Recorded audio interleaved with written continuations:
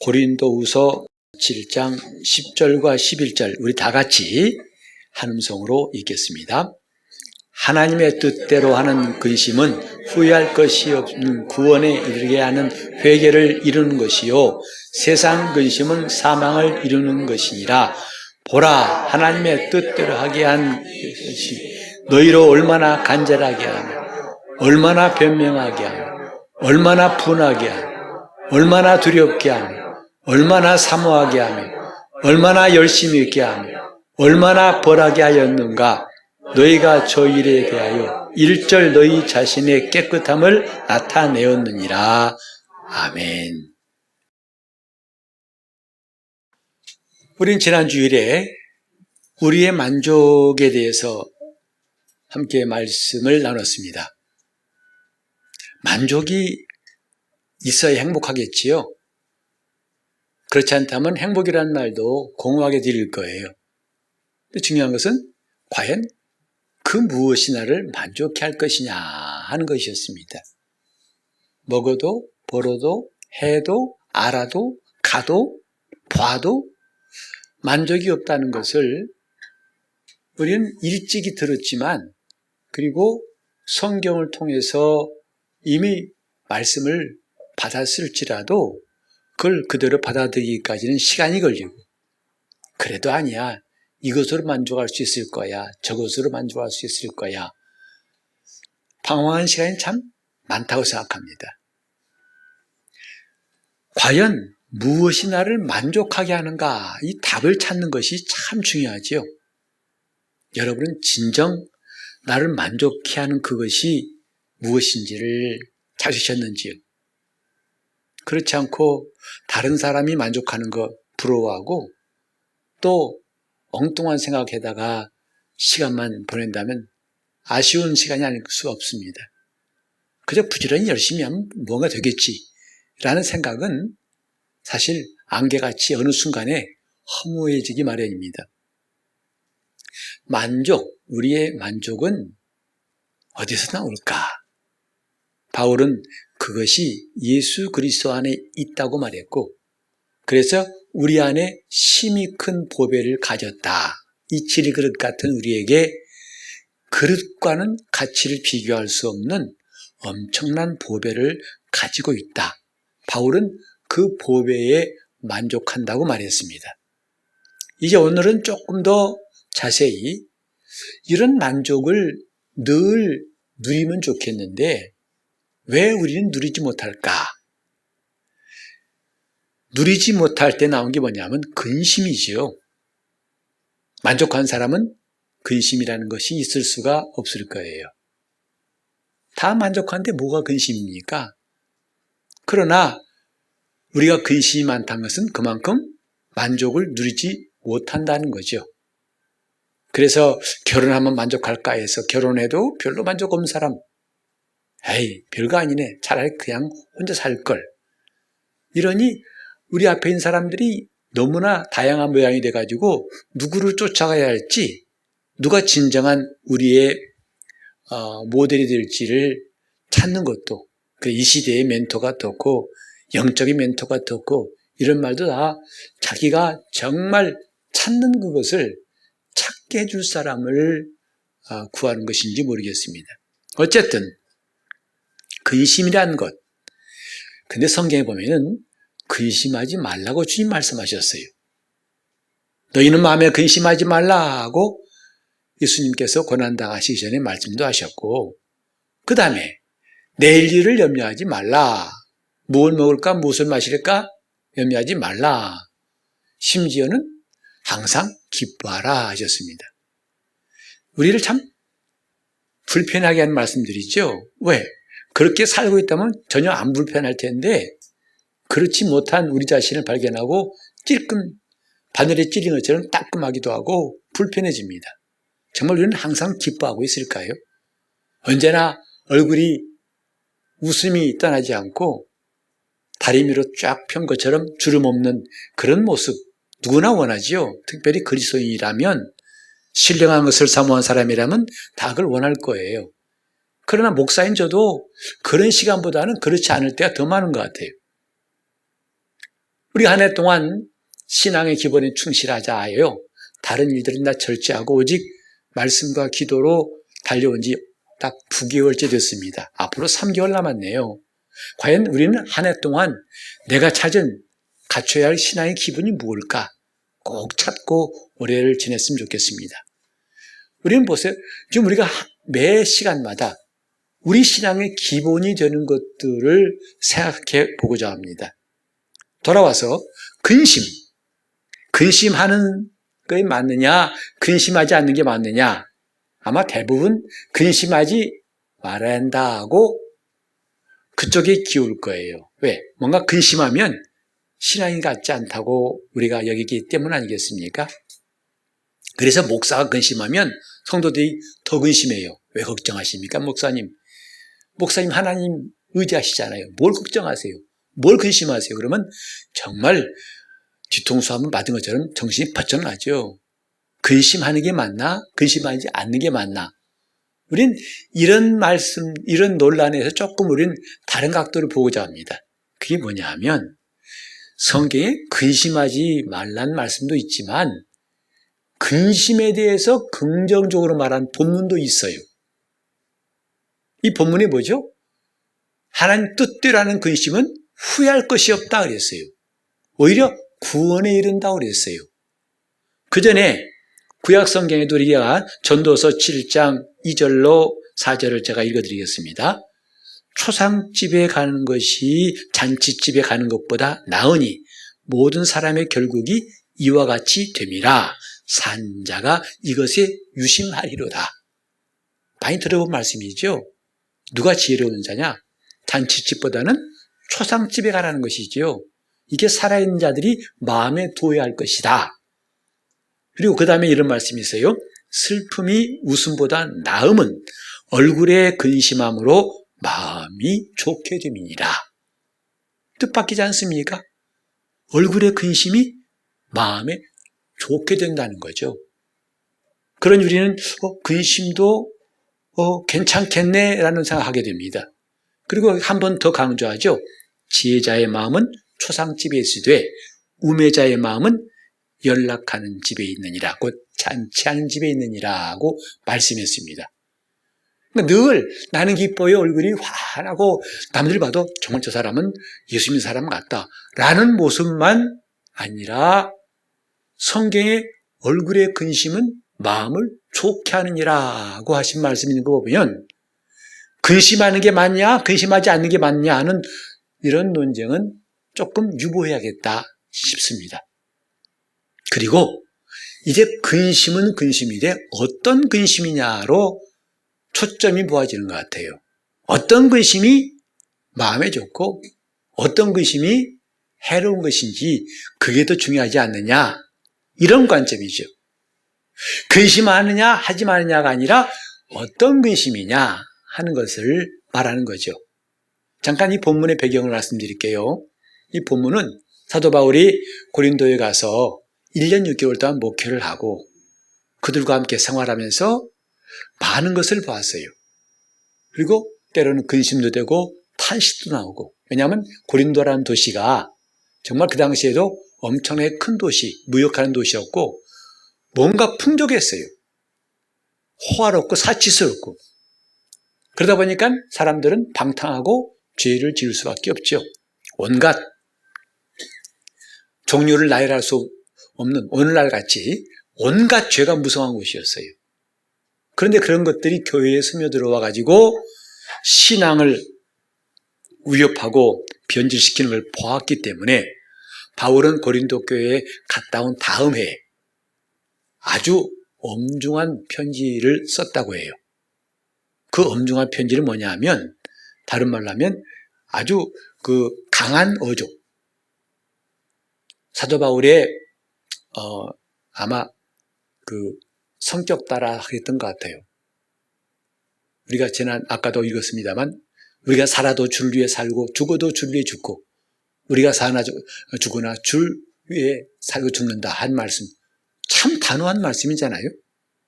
그런 아마 바울의 성격에다가 그가 고린도 교회를 보면서 근심스러운 것들을 이야기하다 보니까 아마 강한 어조로 그들에 대해서 권면도 하고 질책을 했던 것 같아요. 그런데 이건 바울이 그들을 미워서, 그들이 싫어서 한 게 아니었었죠.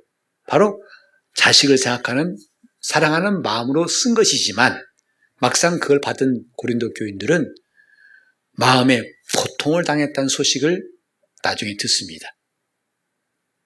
그래서 바울은 그 편지에 대해서 후회를 했어요. 괜히 썼다. 쓰지 말걸. 하지만 다행스럽게도 얼마 후에 좋은 소식이 들려왔어요. 그런 고린도 교인들의 고통과 근심은 오래가지 않았고 이제 그들이 바울의 편지 때문에 낙담하거나 좌절하지 않고 회개함에 이르렀다는 좋은 소식을 들었던 거죠. 그렇기 때문에 그때부터 더 이상 바울은 근심하지도 않고 후회하지도 않고 참 하나님 은혜에 감사하다. 왜? 이렇게 된 것은 바울의 편지가 능력이 있어서가 아니라 바로 바울과 고린도 교인 간에 하나님이 개입하셨고 역사하셨기 때문이라 이 말이죠. 그걸 알았기 때문에 감사한 마음으로 오늘 이 본문을 쓴 거예요. 저는 바울의 이런 마음을 읽으면서 오늘 설교하는 목사들의 심정이 참 맥이 닿는다 생각해요.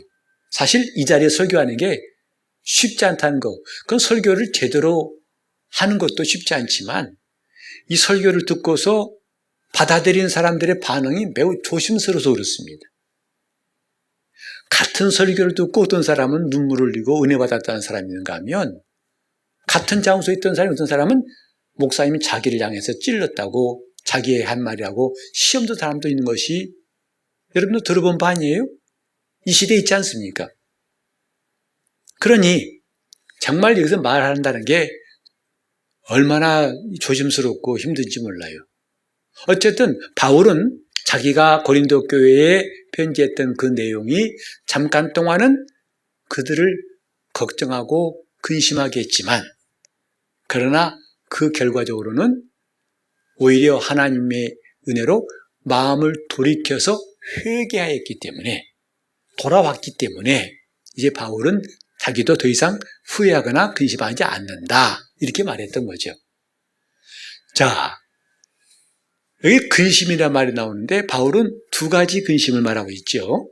하나는 하나님 뜻대로 하는 근심과 또 세상 근심 두 가지를 말하고 있어요. 아까 모두에 말했지만은 근심, 믿는 사람들이 근심해야 되느냐 말아야 되느냐 이것이 아니라 좀 더 정확한 질문이란다면 어떤 근심을 해야 되느냐로 모아질 수 있겠습니다. 근심이라고 다 나쁜 것이 아니라는 거죠. 하나님 뜻대로라는 근심은 아까 전도서에 나온 것처럼 얼굴의 근심은 마음을 좋게 하느니라. 그건 유익하다는 뜻이죠. 그러니까 어떤 근심은 유익하고 어떤 근심은 매우 해롭다. 다른 말로 하면 하나님 뜻대로라는 근심은 결코 해로운 것이 아니다. 그래서 하나님 뜻대로라는 근심이 뭔가를 한번 생각해 봤더니 그건 다른 게 아니죠. 자기 행위가 하나님의 판단에 합당한가 아닌가. 이게 늘 기준이에요. 하나님의 뜻, 하나님의 판단에 기준을 두고 있는 것이 하나님 뜻대로라는 근심이죠. 그래서 이런 근심은 자기 잘못을 진심으로 뉘우치게 되고 그 다음에 돌이키는 데까지 나가는 것이기 때문에 하나님 뜻대로 하는 근심은 유익하다 이렇게 말하는 겁니다. 이것은 있을수록 좋다 이 말이죠. 이 본문에 나와 있듯이 하나님 뜻대로 하는 근심은 회개함에 이르게 하는 것이다. 이래서 유익하다 이 말이에요. 그러나 세상 근심은 뭐냐 하면 내가 기준이에요. 내가 볼 때 섭섭하고 분하고 원망스럽고 또 화가 나고 하다 보니까 그걸 정당화시키려고 스스로 노력하는 과정이 근심이라는 거지요. 이런 근심은 백해무익이라. 그 결과는 뭐냐 하면 낙담하고 좌절에 빠짐으로써 심지어는 자기 파괴적인 현상까지도 가져올 수 있다 이겁니다. 이것이 하나님 뜻대로 하는 근심과 반대되는 세상 근심, 많은 사람들이 하는 근심의 실체예요. 오늘 여러분은 무엇 때문에 근심하고 있는지 한번 돌아봤으면 좋겠어요. 내 미간을 찌푸리게 하고 마음을 무겁게 하고 나를 낙담하게 만들고 나를 힘들게 하는 근심의 실체가 뭔가, 왜 하나님을 기뻐하는 기쁨을 뺏어가는지 그 원인이 되는 근심은 뭔가, 이걸 우리가 발견하고 해결한다면 우리는 참 하나님 앞에 영적 생활을 잘할 수 있을 거라고 생각합니다. 이 가운데 배멀미 하신 분인지 모르겠습니다만 그런 분들은 참 배 타기를 매우 꺼려하죠. 그래서 다행스럽게도 그날 배 타고 가는데 풍랑이 없어가지고 잔잔한 항해가 되면 그나마 나은데, 아주 반대로 파도가 치고 너울이 심해가지고 배가 흔들흔들할 때는 이게 정말 배멀미 하신 분들은 아주 최악이라고 할 수 있어요. 그때 그런 상황이 최악이죠. 근데 배 타고 배멀미만 하는 것이 아니라 신앙생활할 때도 멀미가 있는 것 같아요. 뭐죠? 하나님 말씀대로 그분의 은혜로 기쁨이 있고 만족이 있을 때는 저 꼭대기에 올라가 있습니다. 그러다 어느 순간에 곤두박질해가지고 그때는 모든 게 다 싫고 다 괴롭죠. 다 맛이 없죠. 의욕이 없죠. 그래서 마치 쌓인 곡성처럼 오르락 내리락 오르락 내리락. 신앙생활도 이렇게 멀미가 심한 사람일수록 신앙생활을 별로 안 좋아할 거예요. 다행히도 항상 위에만 있으면 좋겠는데 저 밑바닥까지 떨어질 때 그건 정말 싫거든요. 성경 읽어도 기도해도 예배 나와도 무슨 모임 해도 다 싫죠. 귀찮죠. 스스로 느끼지 않습니까? 내가 지금 바닥을 빡빡빡 긋고 있구나. 신앙생활 아주 바닥, 이러다가는 바닥 빵꾸 나겠네. 팍팍팍 긁는 시간들 우린 경험한 적 있잖아요. 이렇게 신앙생활에 멀미가 참 심할 때 이 멀미를 멈출 수 있는 건 다른 게 아니죠. 바다가 평온해지는 거예요. 그것이 바로 이 근심을 제대로 하는 것이다 이 말이죠. 우리 삶이 다 언제나 좋을 수는 없지 않습니까? 언제나 기쁜 일만 있을 수는 없잖아요. 그럼에도 불구하고 바다가 잠잠해지게 하는 게 뭐냐면 근심의 분리수거예요. 요즘은 이제 많이 정착가 됐는데 우리 교회도 분리수거 재활용할 수 있는 것들은 비닐은 비닐대로, 플라스틱은 플라스틱, 캔은 캔대로, 종이는 종이대로 많이 정착되어 있지 않습니까? 근데 그냥 쓰레기장 갈 것과 다시 쓸 것을 분리해서 수거하는 것처럼 근심도 분리수거하자. 곧 하나님 뜻대로 하는 근심은 얼마든지 우리가 받아들이고 그렇게 하되 세상 근심은 털어내고 쓸어버리자 이거죠. 이것이 영적인 멀미를 줄이는 방법이에요. 우리가 아무리 원해도 세상은 폭풍 치는 바다 같습니다. 바다가 365일 잔잔하길 바랄 수 없잖아요. 가지 많은 나무 바람 잘 들었다고, 특히 이전처럼 대가족 제도 있을 때는 정말 일이 쉬지 않습니다. 큰애가 다치질 않나, 둘째가 사고 치질 않나, 셋째는 아프질 않나, 정신없죠. 근데 교회도 마찬가지예요. 교회도 대가족입니다. 이 사람은 아프다, 저 사람은 괴롭다, 저 사람은 직장이 이렇다, 이 사람은 연애 때문에 고민한다, 사업 안 된다. 정말 목사의 머리는 복잡합니다. 자, 이것을 갖다가 아무 일도 없게 이런 일이 없으면 좋겠지만 그건 사실 바라기 어렵습니다.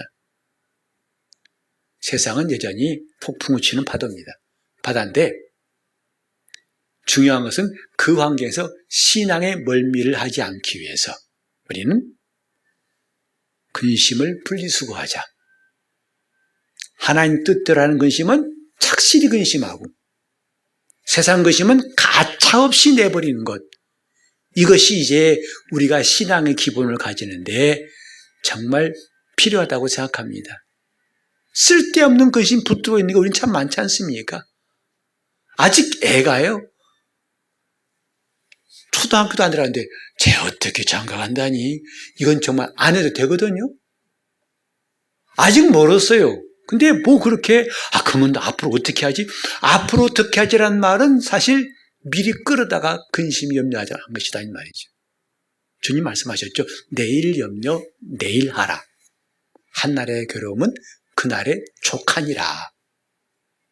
우린 지금 너무나 쓸데없는 근심 때문에 고통당하고 있지 않나.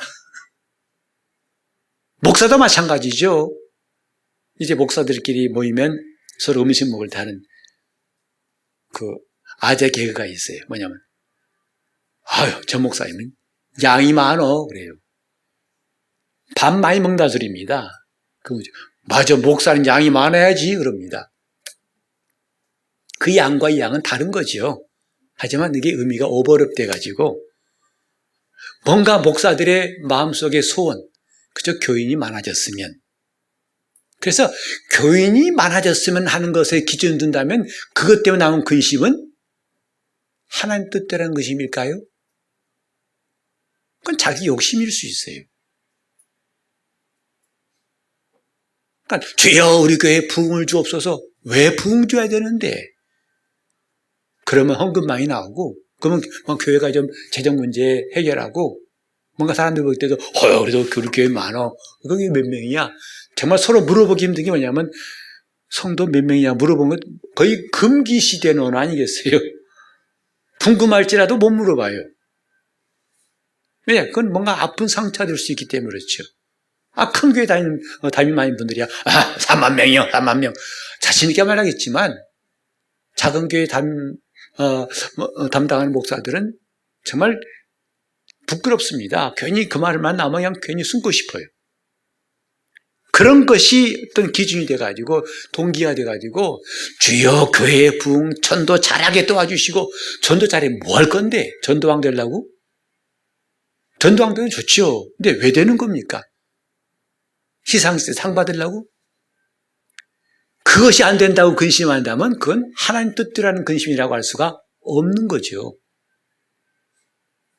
지금 오늘 우리 속에 있는 근심의 실체가 뭘까요? 무엇 때문에 근심하고 있는지. 사망에 이르는 근심하고 있다면 그것은 당장이라도 절제하고 잘라버려야 할 겁니다. 그러나 하나님 뜻대로 하는 근심은 얼마나 유익한지 여기 11절에도 나와 있잖아요. 보라, 하나님의 뜻대로 하게 한 이 근심이 너희로 얼마나 간절하게 하며 얼마나 변명하게 하며 얼마나 분하게 하며 얼마나 두렵게 하며 얼마나 사모하게 하며 얼마나 열심히 있게 하며 얼마나 벌하게 하였는가. 이게 순기능 아니겠습니까? 근심의 순기능. 오늘 우리는 근심이 있느냐 없냐 그걸 가지고 옳다 그르다를 말할 필요가 없어요. 그건 어찌 보면 공허한 무의미한 논쟁일 수밖에 없습니다. 어떤 근심이냐 하는 거죠. 과연 하나님 뜻대로 산다 하면서도 내가 근심하고 있는 그 근심의 실체가 뭔가. 우리는 그것을 좀 분별해야 하나님과의 관계도 점점 좋아질 거라고 생각합니다. 주님, 우리 교회에 꼴 보기 싫은 사람이 있거든요. 그 사람 교회 안 나왔으면 좋겠어요. 나온 늘 근심이에요. 그건 주님이 참 들으시기 힘들 거예요. 너 근심 어떤 근심이냐고 한번 반문하실지 몰라요. 교회는 여러 사람이 나오고 참 다양한 사람. 내 기준으로 본다면 아무도 안 맞는 사람. 그럴 수 있어요. 우리는 그거 가지고 근심한다면 하등 자기 삶에 유익이 없어요. 하나님의 뜻대로 하는 근심. 오늘 우리는 내 기준과 하나님의 뜻이라는 기준과 이 사이를 분별할 수 있는 지혜가 있으면 좋겠습니다. 그게 신앙의 기본이에요. 자기 기분, 감정 수시로 변합니다. 생각? 나만 옳은 게 아닙니다. 술 취한 사람이 그러잖아요. 자기는 똑바로 똑바로 간다고 말하지만 다른 사람 볼 때는 갈짓자 그런 거 알잖아요. 성경에 그런 말씀이 있어요. 자기는 옳다고 하지만 하나님 보시기엔 그렇지 않다는 거 아니겠습니까? 그게 우리 생각이라고요. 근데 우리는 내 생각을 잣대로 삼아가지고 그것에 맞으면 만족하고 그것에 틀리면 그때부터 마음의 근심과 불평이 나오게 되죠. 하나님 뜻대로라는 근심. 거기에는 근심 앞에 뭐가 있냐면 하나님의 뜻이 있어요. 하나님의 말씀이 있습니다. 그리고 그 말씀과 내가 지금 합당한지 아닌지를 보고서 합당치 않을 때에 그걸 근심하고 그건 반드시 회개를 가져오게 되고 그 회개는 반드시 구원을 이루는 것이다 이 말이에요. 그래서 그 근심은 참 유익한 겁니다. 오늘 우리 삶에 이런 근심의 분리수거만 할지라도 신앙생활은 놀랍게 달라질 거라 생각합니다. 성경에 말씀했죠. 어찌하여 내 목마름을 해결하지 못할 것을 위해서 은을 달아주고 내 배고픔을 멈추게 하지 못할 것을 위해서 종일 수고하느냐. 쓸데없는 수고라는 거죠. 우리가 죄를 짓고서도 마찬가지죠. 정말 주님 뜻대로 살려고 하다가 죄 짓는 거하고 그 관계없이 자기 정력대로 살다가 죄 짓는 거하고 다른 거 아니겠습니까? 그 전자는 소망이 있어요. 왜? 어디서부터 잘못됐구나 걸 알기 때문에 돌아갈 수 있어요. 그러나 자기 뜻대로 살다가 죄 지면요 돌아갈 곳을 몰라요. 그냥 거기서 진흙창에서 뒹구는 거죠. 밑도 끝도 없는 거죠. 하나님 뜻대로 하는 근심. 왜 사람들이 안 모일까? 왜 안 할까? 하기 전에 그것이 자기 마음에 낙심이 되고 또 불만이 있다고 해서 근심한다면 그건 주님도 함께 하실 수가 없는 것입니다. 하나님께서 나에게 지혜를 주사 정말 거룩한 마음을 주사 하나님 뜻대로 근심하게 할 수 있기를 바랍니다. 내가 그 근심 때문에 몸부림치고 그런 근심은 하나님이 반드시 개입하시고 역사하실 겁니다. 사도 바울이 고린도 교인들 향해서 그 뜨거운 사랑 가지고 고면했던 것 그걸 하나님은 기뻐하셨기 때문에 그들의 마음이 상처, 고통을 받았지만 즉시로 돌이켜가지고 온전한 회개에 이르게 하신 것처럼 하나님 뜻대로 하는 근심은 이렇게 우리가 선한 열매가 있음을 아시고 우리 모두 신앙의 기본 하나님의 뜻대로 하는 근심으로 하나님을 기쁘시게 할 수 있기를 예수 이름으로 축원합니다. 기도하실 때 주님 내가 하나님의 뜻대로 하는 근심에 길들여질 수 있도록 이걸 분별할 수 있는 눈을 주시고 지혜를 주시옵소서. 쓸모없는 무익한 근심 때문에 내 많은 시간들을 낭비했던 것 지금까지를 족하오니 지금부터라도 하나님 뜻대로 하는 근심을 분별할 수 있는 지혜 가지고 하나님께 나갈 수 있도록 통성으로 기도하시겠습니다. 하나님 아버지, 올 한 해 우리가 하나님 앞에서 신앙의 기본을 충실히 하자고 다짐하고 이 9개월째를 지나고 있습니다. 하나님 아버지, 우리가 시간 하나님 말씀에 귀를 기울이고 그 말씀이 잘 박힌 못처럼 우리 신비에 새겨지고 심어지게 도와주셔서 더 이상 어둡거나 우매하거나 답답하지 아니하고 하나님 말씀에 뿌리를 내리는 놀라운 역사를 허락하여 주시옵소서.